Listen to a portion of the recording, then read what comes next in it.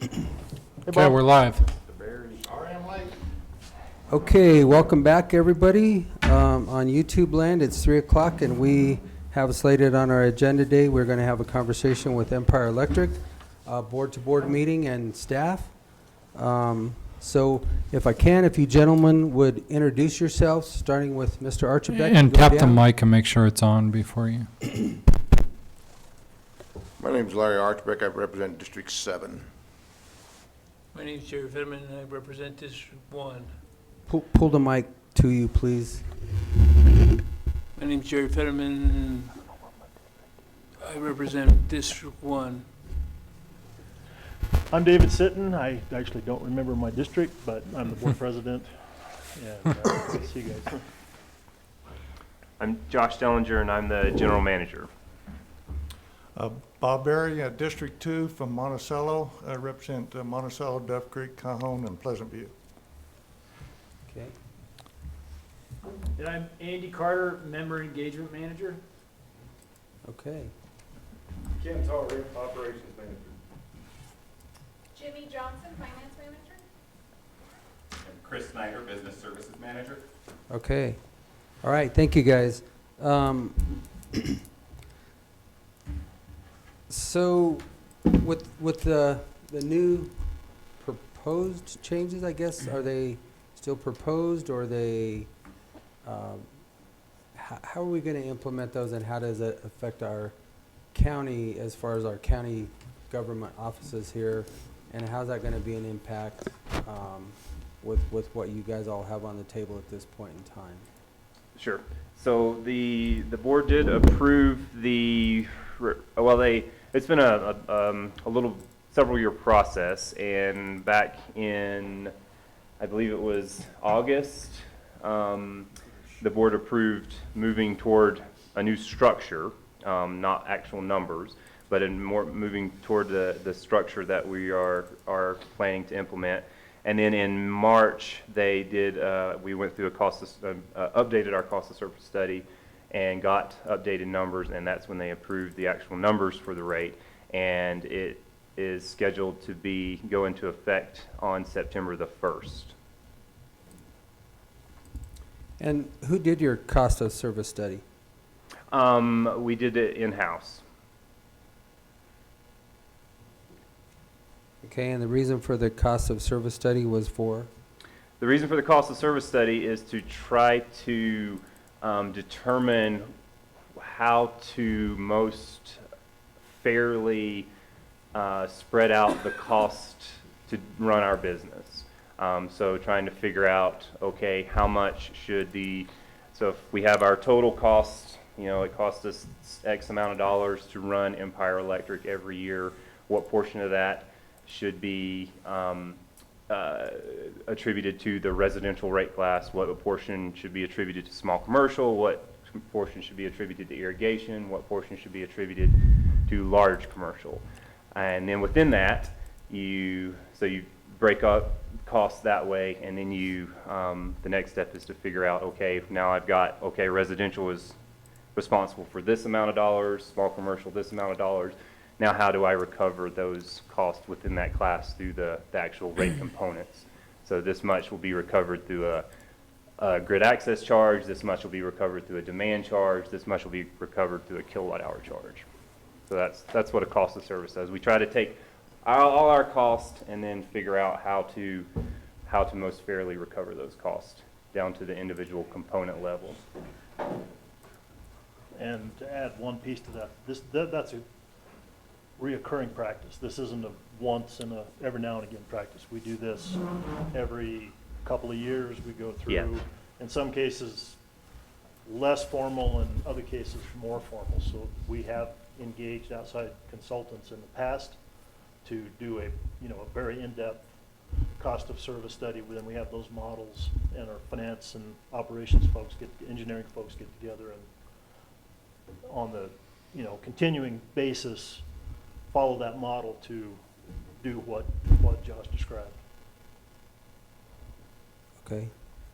So can you kind of explain the difference? Obviously residential, that one's simple, but small commercial or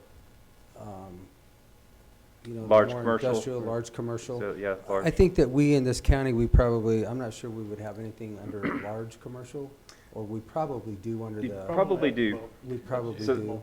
So the threshold is 75 kVA of transformer capacity.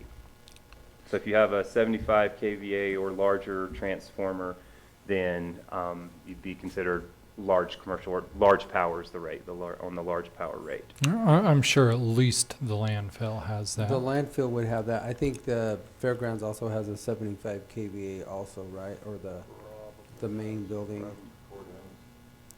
Probably Yeah, the courthouse, courthouse, maybe the annex, Maybe. maybe. So in relationship to demand charges, because that's, the last time that Commissioner Sukla, Ertel and I, we met at your place of business, demand charges, explain that to me again, because I still, I don't agree with it, I don't understand it, but I'm willing to open up my, you know, my mind and my heart and try and understand it, and how that's implemented, because those are huge charges. So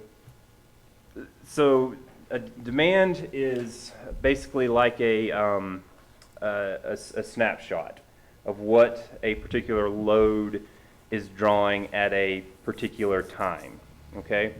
And we have to size our system to meet the peak demand. So for instance, maybe a good example, well, any load, say if you turn it on and it draws a demand of 10 kW, and you turn it on for 15 minutes, we have to have the facilities in place to supply that 10 kW. And then if you cut that load off and don't run it again for the rest of the year or the rest of the month, we still had to have that system in place to serve that load for that short amount of time. So you think of energy and you think of demand, and energy is kilowatt hours. It's over the whole time of the month, whereas demand is like that snapshot of what was that highest draw within the month. And a load can use, if it's steady throughout the whole month, its demand never goes up or down very much, and it uses a whole lot of kilowatt hours. And then another load might use very few kilowatt hours because it just spikes really hard, and you use it for just a few minutes, and then it's off for the rest of the year, or off for the rest of the month. But the basic difference is demand is a snapshot in time, is what is that load's peak draw during the month. And again, it's important because we have to size our system to meet that peak demand. It'd be kind of like in a water system, the pipe size, right? Mm-hmm. So if you have a water system and you have to size your pipe to handle the maximum amount of water that you're ever going to need, even if you only use it for a small amount of the time, if that makes sense. It does make sense, and I understand that, but the demand charge, so I understand that you have to provide that power if it's used even for 15 minutes. Sure. And that's all it's used. I get it, because it's going to pull that demand for that 15 minutes, or Mm-hmm. whatever it is. But typically, like in a water pipe, once that's paid for and that's put in, that demand charge then tapers off, because you've already paid for it, and the new users of a new demand or a new facility, they're the ones paying for that other side of that demand, right? Or wouldn't it be more fair? Because, Well, there's a little bit more to that though, Jim. okay, When we're billed our power charge from Tri-State, that's a key component to our actual power bill as well. So Tri-State bills us that, so 80% of our cost, a component of that is Tri-State's demand to us. So they build their system just like we build our system for the full capacity of what the system requires, and that's a fixed cost. So it's not like your demand, you're recovering it on that one day he's talking about. You're recovering over a period of time. I understand that, but So even that's over a relative, but period our of- cost is also based on that. So it's not just something that we're dreaming up, to pass that on. It's the fact of the matter is that's a very key component of the bill that we pay. all of us. And industry, yeah, it's not, this is real, demand's a real common component of all utilities, electric utilities, in the way they bill. Up until recently, we've only had an energy billing to our membership, unless you're on a large power account. So the large power, the fairgrounds, for instance, has the large power component. Because if you go out there and you, like Josh said, if you don't use the fairgrounds for, 1 week, one night a week, and then they go out there, all the lights come on, all the kitchen comes on, all the stuff comes on, the facilities has to be in place to be able to allow that to all come on at one time. And I understand that. So I'm going to move So- on just a little bit. So how is that going to affect us within our solar projects that we have just recently accomplished, where we're basically at net zero, or they're designed at net zero as close as they can get? How is that going to affect us within that, with the new rate structure from the cost service study that you guys have created? So it's going to affect each service differently, depending on that service's characteristics or load profile. And it depends on what the demand of the facility is going to be. If the facility typically peaks during the middle of the day while the sun is shining, then the solar will reduce what the demand is for that facility. If the facility peaks at a time when the sun is not shining, then the demand is going to be higher. So it really is dependent upon what the load profile is of the service as to how it's going to affect. So we'll start off with the whole rate structure change is net revenue neutral for Empire. We are not, as a whole, from all of our members, we're not expecting to recover any more revenue than we have in previous years.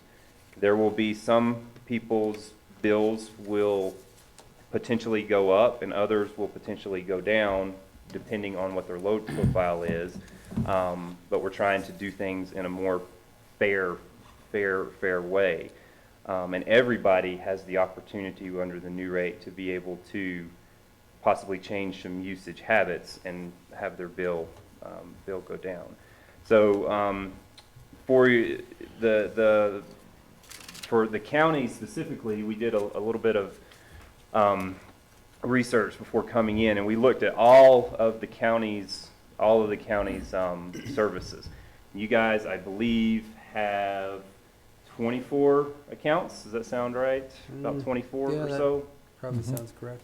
And of those 24, we looked at a 6-month snapshot of 3 summer months and then 3 winter months.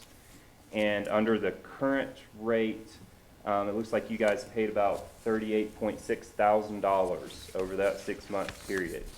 And under the new time of use demand rate, you would have paid about $39.3 thousand. So for a difference of $700 over a 6-month period on a basically $39,000 bill.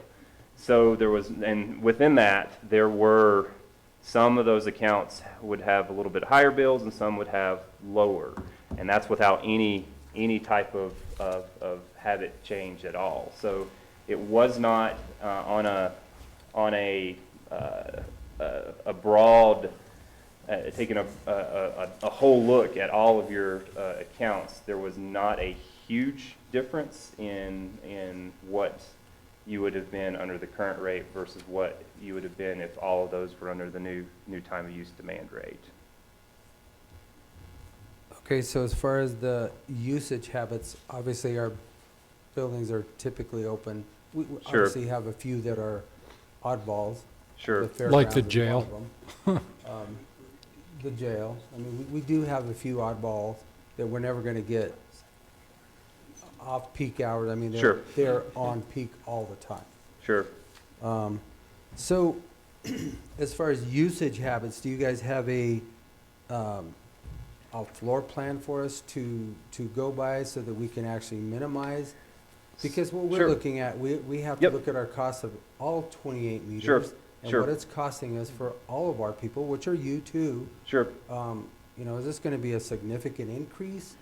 Because And- we've gotta figure sure. out what we have to do and what, you know, are there ways to decrease what our consumption is Sure. to be able to stay within some kind of a budgetary figure to make it work? Sure, absolutely. And that was one of the reasons why I wanted to bring that up, how over this 6 months and a roughly $39,000 total, there was a difference of $700. It's like 1.7%. So, you know, I understand that's a little bit more, but it's not like it's huge. It's not like a 20% increase or anything like that. But, and that's with not any type of usage habits. So to get to your question about what are some things that folks can do, we're trying to get the message out. We've been having some member rate forums and articles in our monthly newsletter. But there are a couple things that folks can do. One is to reduce their overall peak demand, and a way you do that is just not run everything at the same time if you can help it, and especially the big loads. For a typical home, I don't know what all kinds of big appliances, tools, motors, whatever you guys might have in some of your buildings, but for a typical home, say if a person has an electric dryer, an electric oven, electric dishwasher, if they can just spread out and not use their dryer at the same time that they use their oven, they can make significant reductions in their demand. You know, just making a simple change like that. I know it's convenient, you know, you're drying clothes while you're cooking dinner or whatever, but if you can wait just a little bit of time and not use them both at the same time, you're going to reduce your demand. The other thing is be able to shift any kind of usage to the off-peak hours as much as possible. And I realize that can be off-peak hours. Off-peak hours. So on-peak is from noon to 10 p.m. Monday through Saturday, excluding holidays. And the on-peak period, it mirrors what we call our tri-state peaking period, because that's what tri-state called it. And so that's the peaking period that tri-state looks at when they charge us our demand charges. So we just mirrored what tri-state charges us. And our goal is to reduce our charges from tri-state by shifting some load out of that peaking period, which will save all of Empire Electric members money. So that's what we're trying to, with the rates, send pricing signals. With our present rate, the really only pricing signal that we send is just use less energy. That's the only way you can save money, is if you use less. With this new structure, we are sending signals that, okay, it matters what time of day and when you use energy. And you can still do the same amount of work, use the same amount of energy. If you just use it a little bit differently, you have an opportunity to save some money. So and that's going to be good for the whole So you're membership. basically saying stay up later at night. Well, there are technologies that can help I understand manage that. that. And, That and was the, kind of a the joke. reality is, I mean, I know you've been a little bit facetious, but the reality is that's a component of it. This gives the benefit of this rate, and the analysis that's done has been to say, okay, you use power this way, it costs this much. You use it the same way, it's going to cost this much. But there's never been any way for any of the membership, whether it's the businesses, the governments, the individuals, to adjust their usage to actually manage their own bill. And the two components of this is the individual of any of those types of entities can help manage their bill. When they do that, it reduces the cost for all of the bills. So we can have overall savings, and then the individuals can have savings or have the opportunity for savings. It doesn't necessarily mean they're going to have savings, but they have the opportunity to have savings through this method. So, you know, it's like Josh said, either right today, the only way you can save money is don't turn the lights on. And that's the only way you can save money, use less. Now you can use the lights, you just don't turn it on at the same times. you maybe invest in some technologies that allows you to run things at night or staggered or whatever, so certain things don't come on at the same time, and you can help reduce that. It's what it means is that the individual will have to analyze their facilities, their homes, their usage, their habits, whatever, to help make those kind of determinations. But it gives the individuals the opportunity to take advantage of these rates that none of us have ever had today. So there's, it's not just on the surface of you changing the rates and everybody's going to be impacted by this negatively. That's not our intent, for sure. And from our analysis, that is certainly not going to happen even if nobody changes their usage habits. So there are, so within our current rates, there's a subsidization that is just inherent with a rate that tries to recover all or a large portion of our costs through a kilowatt hour charge. So load factor is a measure that we use to determine how efficiently a load makes use of our system. Something that's lower load factor means it's really peaky. That means it uses our system for just a short amount of time and then it doesn't use it for very much. A high load factor load makes more efficient use of our system. That means it uses our system consistently throughout the time frame. And right now there's a kind of this inherent subsidization that has evolved and gotten worse and worse over the years as loads within a rate class have diversified through the years. And so you have these higher load factor loads, which are actually easier and cheaper to serve, subsidizing the lower load factor loads. And so a part of this is also bringing that back in line and more fairly recovering our costs. So we have some members based on their load profile who are paying more than their fair share, and we have other members that are paying less than their fair share. And so we're trying to even that out a bit. We'll never get that perfect, but we'd like to get it a little bit closer than what it currently is. And for those members that are already high load factor loads, then they're going to see a reduction in their bill even without changing any usage habits, just because that's just naturally how they operate, whether they're a business or a home or an irrigator or whatever. If they're already a high load factor load, they will see a reduction in their bill under the new rate, even without changing any usage habits. And for those low load factor folks, they will, if they don't make any changes, they will see an increase. But they have the opportunity to make changes to get into the higher load factor area, which is what we're shooting for, because that will be the most efficient use of our system, and it'll save the whole co-op money. And if they choose not to, then that's fine, that's their choice, but they'll just have to pay their fair share for making that choice, if that makes sense. If I could add one last thing, when it comes to these rate discussions, there's a lot of detail. There's a lot of components and a lot of moving parts. I mean, even from our standpoint of, the technical side of this and the calculations and all that go with this, it's it's a science, but it's an art too. There's so many moving parts in this that, that we're trying to weigh out so that we're fair and equitable to all of the membership across the board. That's our goal. That's our purpose. We're member-owned, and this has to work for everybody. It can't work for some and not others. So the effort and the goal is here to, like Josh said, get this aligned so that we're all kind of pretty much playing on the same level playing field, and at some point hopefully understand the rules and can take advantage of some of the benefits or opportunities that's in this. What really are the rules anymore? Because you guys are only dealing with Tri-State, right? And Tri-State makes their own rules, basically, and they can change them at any given time? So Tri-State's governed by a board, just like Empire's governed by a board. So we have a seat on the Tri-State board, and there are 42 electric, 43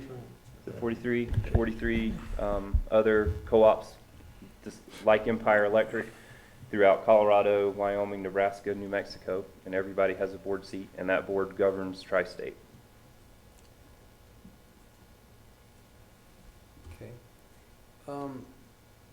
So I'm gonna ask this question, and then Shecky may have to follow it up here. So the all energy rate, can you explain that? Can you explain that to me? So the all energy rate is, what was the last part? Your all energy rate. Okay, so the all energy rate is the other option that members can go on instead of the time of use and demand rate. And it's a rate that's just like our present rate is, except it has a higher base charge, a higher grid access charge. So we wanted to give members or the opportunity or the options if they want to take a little more control over their bill and are willing to or think they can make some changes, or even if they can't make some changes, if they're already a higher load factor, they can choose the time use demand rate and probably save themselves some money and hopefully save the overall membership some money too. If somebody just doesn't want to worry about it and just wants to do how they've always been doing, then they can just stay on the all energy rate and pay the higher grid access charge. And the reason for the higher grid access charge is to get that closer to what that cost of service study that we mentioned earlier actually says it should be. And it's still not all the way there, but it at least gets it closer. And will the general service three-phase be able to choose between the time of use and all energy? So general service three-phase will not have that option.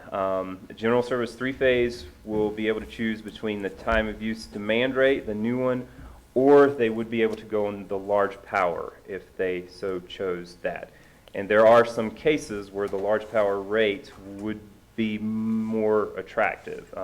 It would take a certain load profile, but there are some cases where that would be the case. So I'm thinking like our senior center where we just put solar as general three-phase.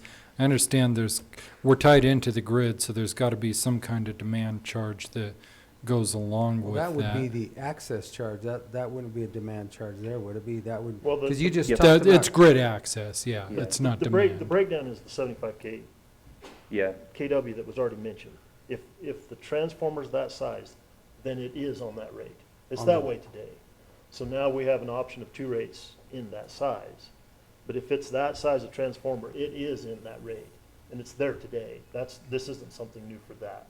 So if it's below that 75 KW, Which is general access then three-phase. you get into the general access, and you can have the general, just the usage, the similar rate that we have today, that we're talking about right now. And do you see, I guess our concern is with the solar we put in there to offset our load, do you foresee that grid access charge is going to go up for that general three-phase, or how do you foresee that playing out?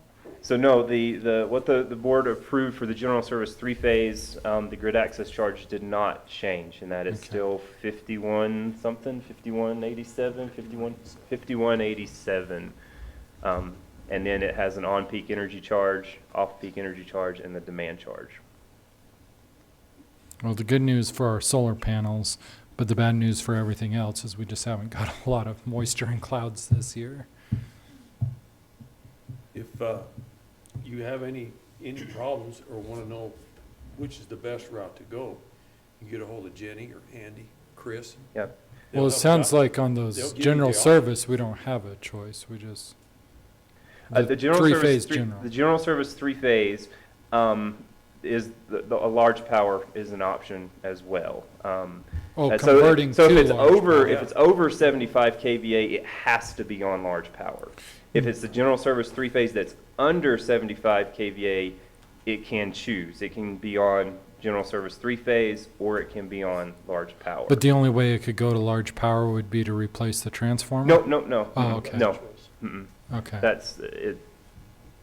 So if that size transformer is already there, it's automatically large power? If it's but- already a 75 kVA or bigger, then it's already large power. If it's under, say if it's like a 50 kVA, then it would have the option of being on general service three-phase or large power. Yeah, and I didn't mean to confuse that. And My point was if. That's it's okay, I 75, confuse easy. It's already there. And I think we have a couple of 50 KVA transformers. I'm not sure if we have, but one or two that would be above 75. Okay. Yeah, the landfill and fairgrounds and jail. Actually, I think the fairgrounds is probably a 50. No, it's 75? Yes, sir, it's actually, I think it's a 125 for the main arena, and that's why that's remained large power, is it's Okay. over 75, so. And you have on occasion, when, the ag show and the home and garden show, there's enough usage there, enough vendors, the lights are going, everything's running, you go over that 75 kW. But it's got a 125 in it, I'm almost sure. And that's why that has remained, and I know we've looked at solar and we've looked at that a lot, but that's why that stayed there. But the building with the health department and social services and that is general service three-phase, because I don't think it's over the 75 kVA. when we Correct. looked at that. Right. And that would make sense because they're just not, they're basically running just their lights the same every day. They're not doing much different. So And there's no change to the large power rate. It's going to be the Okay. same as it has been for the past Andy? several years. Have you done an energy study for the entire county, for the buildings in Montezuma County? For energy efficiency, Yes. I have not. Okay. I know that the managers that you've had running the fairgrounds have done a good job of upgrading lighting. You guys redid the kitchen, put all new efficient stuff in there. So that's about the best that you can do. We could certainly look at the other buildings, because that's something, you know, Josh talked about shifting your load, depending on what your heating and cooling systems are. I mean, the health services, that building is served, as Gino Shack, is it rooftop units? With the No. heating and cooling, Or is there heat pumps, or? there's heat pumps and some, then I think we've got 2 rooftops. They're at the fairgrounds? No, it's annex. Oh, Yeah. So we can certainly do that. I can get with Megan, and we can meet with your facilities folks. But that's where, you know, Josh was talking about, you get it to controls where if everybody's gonna come in the morning at 7 and everything turns on at 7 to make everything warm, you shoot your demand way up. Whereas if you stage that in, because you're still off peak, so your power's really cheap. If you run those at different times, there's some control strategies and things that you can do that can minimize that, and we can certainly look at that. And if you haven't upgraded lighting, I mean, most of your facilities, unless it's something different, it's gonna be lighting and space cooling. which we've upgraded a lot of our facilities. I don't Right. think we have everything 100%, but I mean, we've spent a lot of money upgrading our facilities, which we obviously know they're gonna utilize less power if we.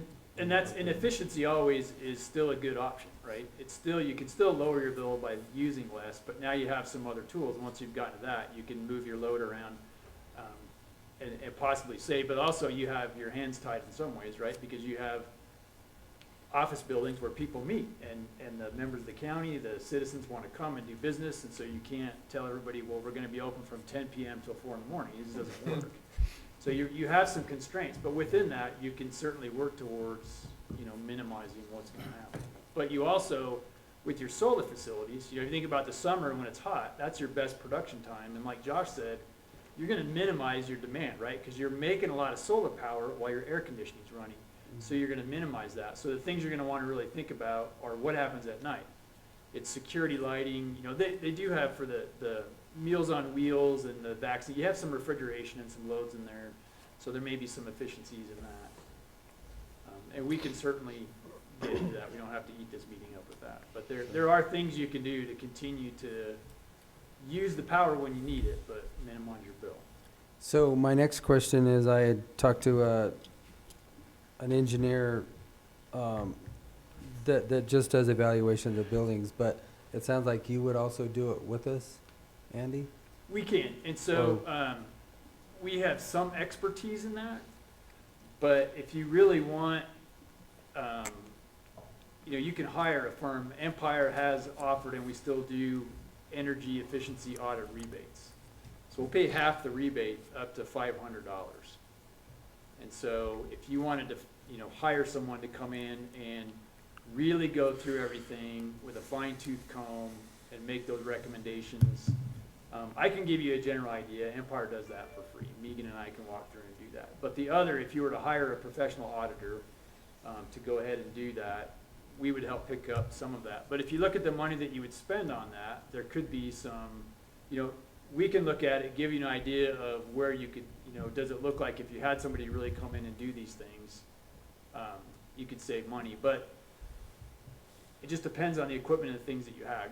The low-hanging fruit are LED lights, and I think you guys have done a lot of those. And so if it comes down to upgrading your air conditioning because you have an older efficient unit, it's really hard. It doesn't pay for itself in a couple years, but if it's almost at the end of its life and you're gonna have to replace it anyway, then it makes sense to spend the money to put in the most efficient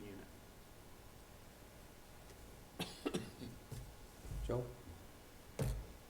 Sounds like we're gonna turn the heaters and the air conditioners off at noon from now on. And really, that'll be an opportunity, and some places, again, like I said, may already have a higher load factor, load profile, where the bill will actually be reduced even without making any habit changes. It just depends on what the load profile of the building is.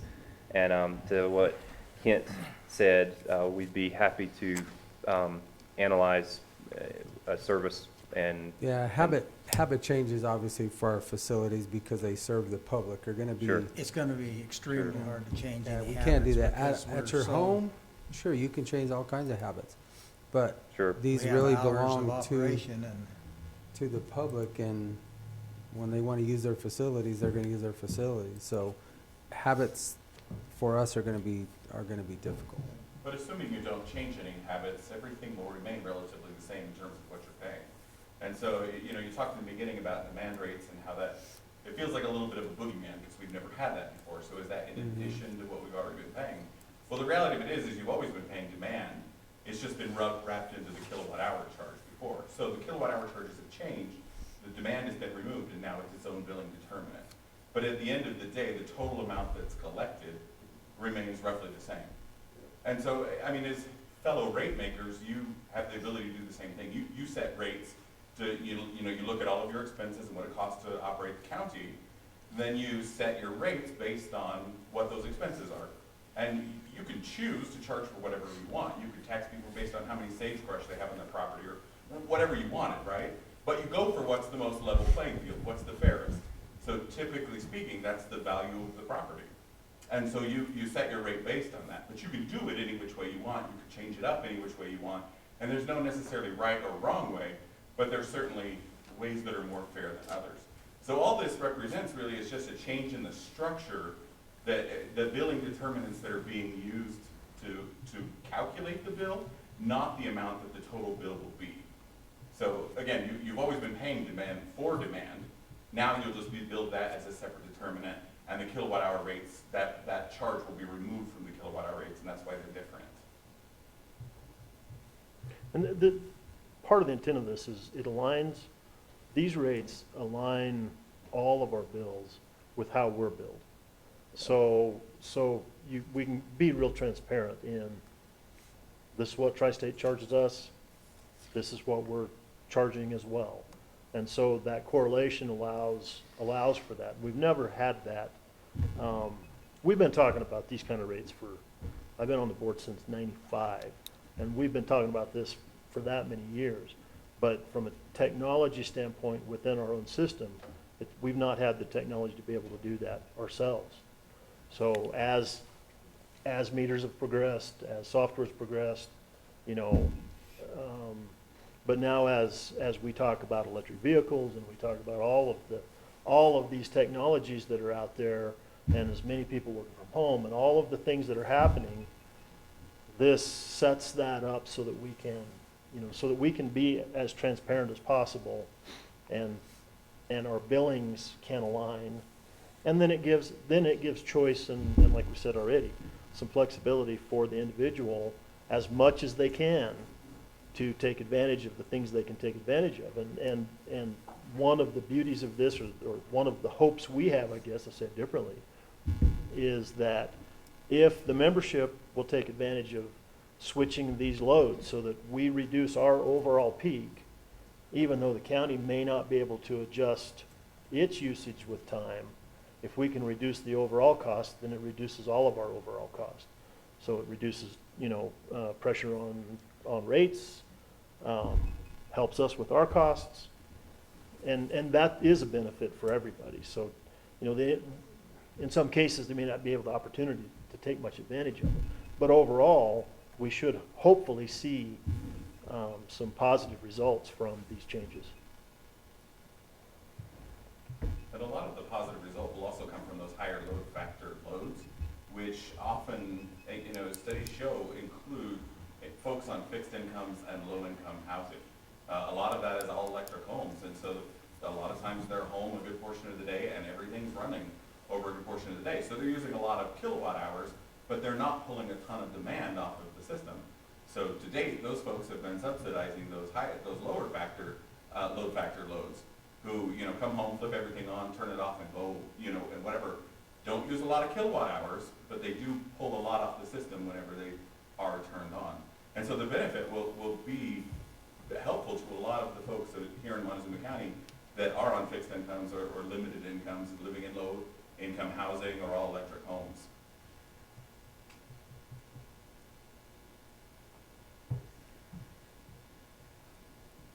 Anything else, sir? Check.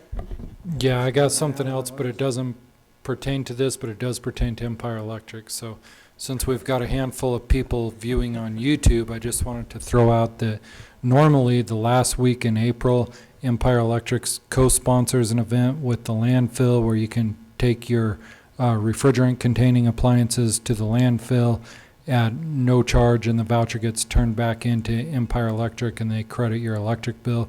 They have changed that now. You can take that refrigerant-containing appliance anytime during the year, pay for it, and then you'll credit that back on their electric bill once you receive the receipt. So just throw that plug out, because they normally do that for Earth Day last week of April. And so anybody out in YouTube land that was planning on that, you can do that year-round now. Thanks for that shout out. Sure. That's been one of the most popular programs we've had. Is there anything we can do to help you guys out with legislation coming down you want us to oppose, support, anything like that? We've got a slew of it now, but there is a slew coming down. Our CREA, our statewide organization, did propose a wildfire bill this session that got shot down, and hopefully we'll be able to propose something again in the future. That would be very beneficial for not only Empire Electric but rural co-ops all across the state. And there's a handful of other bills that are out there right now that I don't know that they've been officially been proposed, or if are just being talked about, and there are some things that are concerning, and we'll let you know if they end up being proposed as to how it could help out.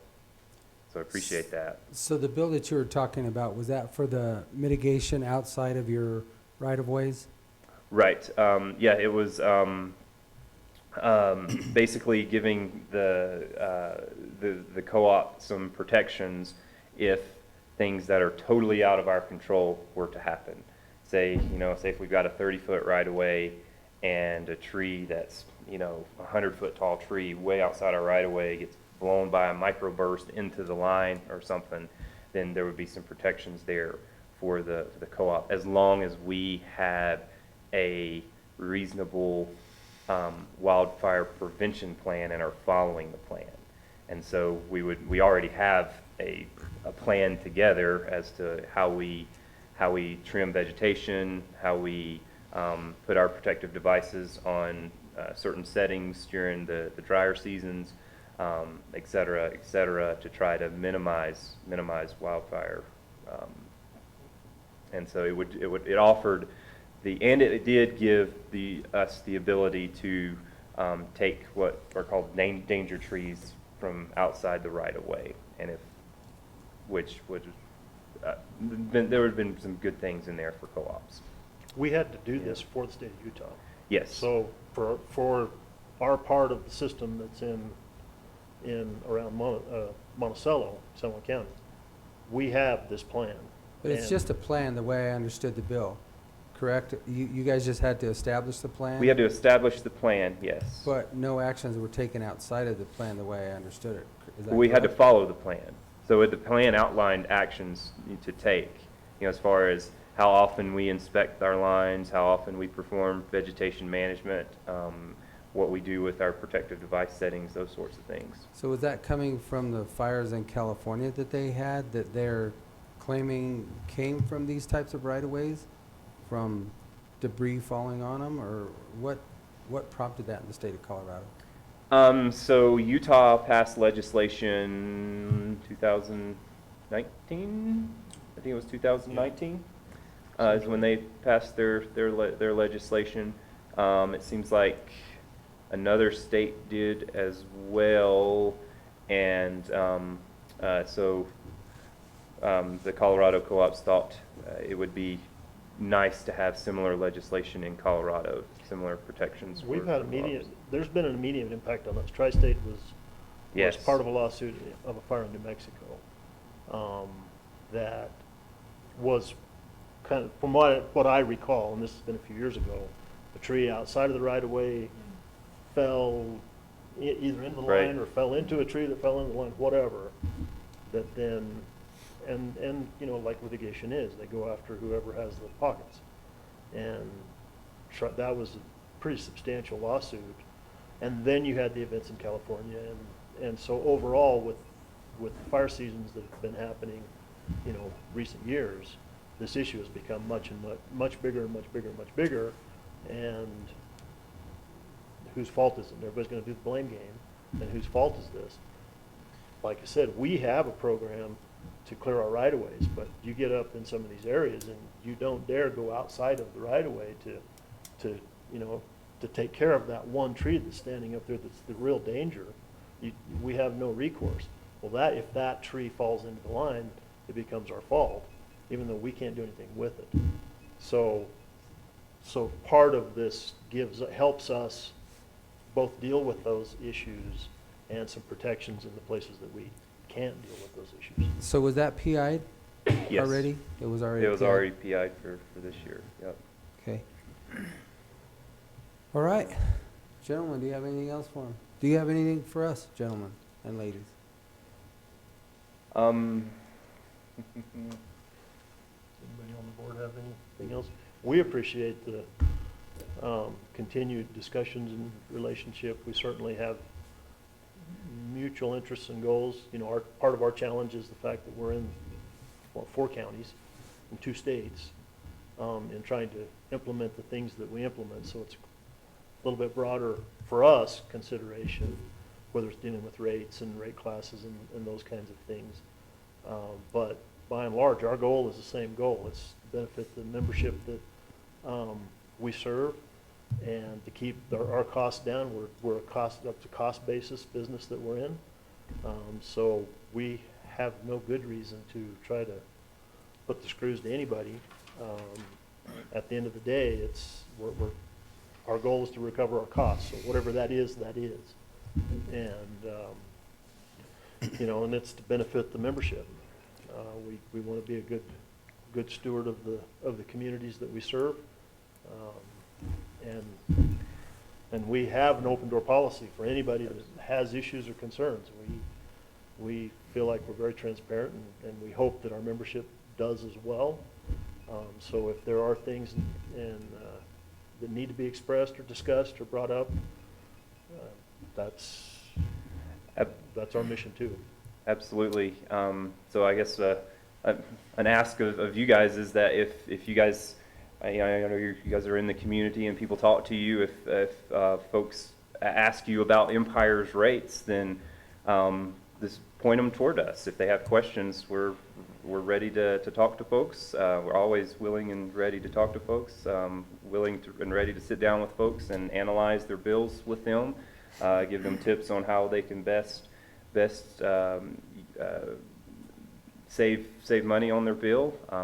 So yeah, if you guys get posed with questions, just say, hey, Empire you know, to David's point, we're trying to be we're all in this together, right? And we're part of this community, and yeah, they're trying to be a good community member, and go talk to them about what they're trying to do, and we'd be glad to talk with them.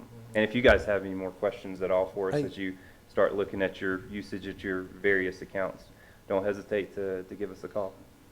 I actually have one more question, and we will look at our usages to see what we can, you know, even go farther with to create less of a consumption. But, you know, like I said, we can't, our facilities are kind of, they are what they are, and that's how we have to use them.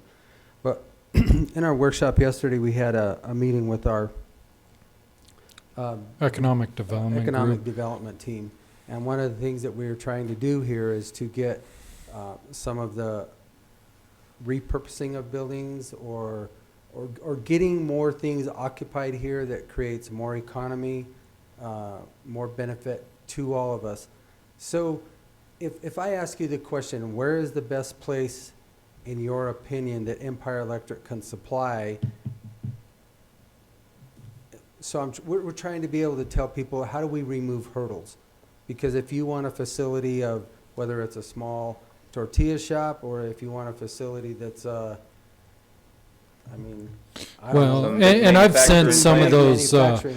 I've sent some of those economic development packets that we get from OEDIT over to Andy, and he's been willing to look at them. But I think moving forward, and this is maybe staff-to-staff conversation, is looking at where does it make the most sense to build out from your current electric grid, so we have land available, we have power available, because some of these, and Andy, you've seen them, have a real tight turnaround, and for the type of power that some of these businesses want, you guys are saying years to build out. And so if we had a park built out with those types of power available, but that's a staff discussion of where it makes sense to build that out on your circuit.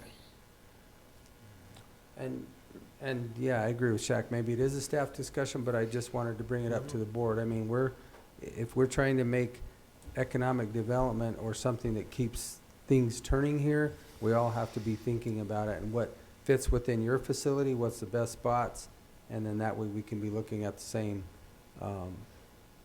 playing field, so that we're not saying, yeah, this is great over here, but in reality it's not, because you don't have any, there's no infrastructure. Yeah, we've got a shop here and land here and power here and water here, and that doesn't work for anybody. Doesn't work for anybody. Well, So- we've participated in all of the county economic development boards and programs over the years. You know, some more and some less, is depending upon how well it worked. But we've always had, you know, I'm going to say tremendous amount of willingness. It's in our best interest for the community to grow too. So as, you know, and if we can have, I don't know if you call it managed growth, but or you know, however it makes the most sense, like you said, so that the facilities align with the locations, it saves everybody money and makes maybe more sense. You know, the big facility off out in the middle of the bean field somewhere, that might be the best location, but it really might not be the best location. So yeah, as opportunities come up, certainly staff to staff, but if it needs to rise to a level, you know, of a more broader conversation, then we absolutely are. We've been part of the conversations in the past. We would continue to be part of this conversation. We'd expect to be, and it seems like it would make a lot of sense that we were. Okay. I think that's the last question that I had. So we set this for 1 hour, and I'm looking at the clock, and we're going to give you. Good. We're going to hit that perfectly, and if you guys don't have anything else, I'm going to thank you for your participation in this meeting. I do appreciate it greatly, and hopefully we can get through this and Appreciate get you all going on. We coming. appreciate it too. Well, I have a much better understanding of how things are working now than I did before. Well, these rates, like I said before, these rates are crazy, are complicated. And there's a lot of misinformation out there that We don't ever hear goes with any it, of yeah. that. It's like the conversation before, the rumors start, hits Facebook, and it's all over the place. And now that you have a better understanding, anything you can do to help with that is ever appreciated. Yeah. You know, it's because it's never been its own line item on the bill, but it's always been there. And so anything you can do to help get the word out that, you know, this is not a rate increase, it's a difference in the way they're charging that will more equitably distribute the cost that we're incurring with the way that we're collecting the revenue. And feel free to use YouTube, Yeah. because we're there now. All right. And that'll be a And good I'll- reference point that a lot of people, you can tell them, hey, go back and look at the commissioners meeting, and it'll explain a lot to a lot of people, I think. Absolutely, and I'll give us one last plug for the rate forums that Andy is conducting and his articles. So our newsletter comes out in the Colorado Country Life. Andy's written a couple of really fantastic articles that have a lot of really good information in them. And we've been conducting rate forums. We've had 2 at our headquarters building, and we have several more scheduled in the next several weeks, end of April, beginning of May. We'll go to the surrounding, we'll go to Mancos and do one there. We'll go to Dolores, we'll go up to Dove Creek and Monticello, we'll go down to Toyoak. And you can encourage folks to attend, look out for information on when and where those will be and attend those forums, because Andy does a much better job than I did here today is explaining the ins and outs of what's going on. So they're really, really helpful. And they let you sit in the back today, Andy? I'm not. They did a great job explaining what you needed to hear, so. You want to plug your annual meeting? Annual meeting, June 17th, out at our E&O Center. It's a Thursday evening, starts at 5:30, I believe. So come on out, and yeah.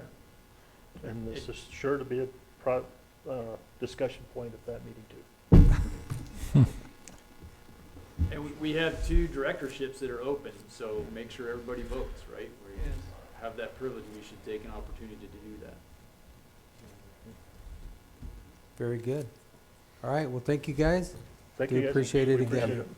Thank you. We're still on YouTube until somebody moves to adjourn. With that, Ken, if I can go ahead and have you do a second, we'll just go ahead and adjourn the meeting.